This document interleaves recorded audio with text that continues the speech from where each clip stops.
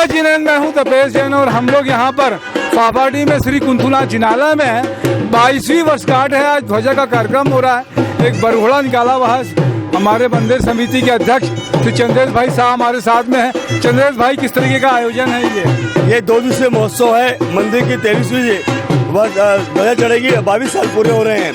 अति उत्साह है संघ में और सभी जैन धर्मावलंबी में। और आज ध्वजा का बरघोड़ा निकल रहा है। इसके बाद सप्ताहविधि पूजा होगी और ठीक 10:31 पे ध्वजा चढ़ाई जाएगी।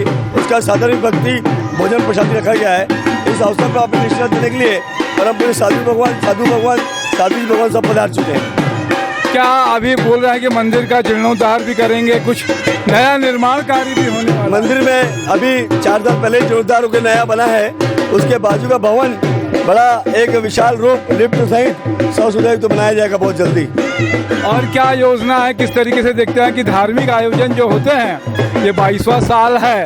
आप बता रहे थे कि अछलगज का ये जो भगवान कुंथुनाथ का 17वें जो हमारे तीर्थंकर हुए हैं, जैन समाज के चक्रवर्ती सम्राट भी रहे हैं, एकमात्र मंदिर है। कितनी दूरी में है ये? 40 गांव के बाद कलकत्ता तक सिर्फ रायपुर में ही हावड़ा लाइन पे एक अछलगज का मंदिर है। साथ ही कुंथुनाथ भगवान चक्रवर्ती राजा थे। ऐसे 3 भगवान हुए जो चक्रवर्ती जिनको उपाधि दी गई थी, तो उसमें से कुंथुनाथ है। और छत्तीसगढ़ में कुंथुनाथ भगवान का एकमात्र जिनालय है।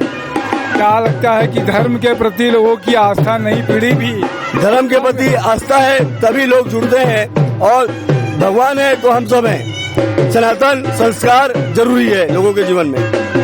तो मेरे सामने देख रहे हैं कि लोग तैयारी करके रखे हुए हैं स्वागत करने के लिए कि आए। और ये सामने में कुंथुनाथ भगवान का जिनालय भी आप देख रहे हैं। भव्य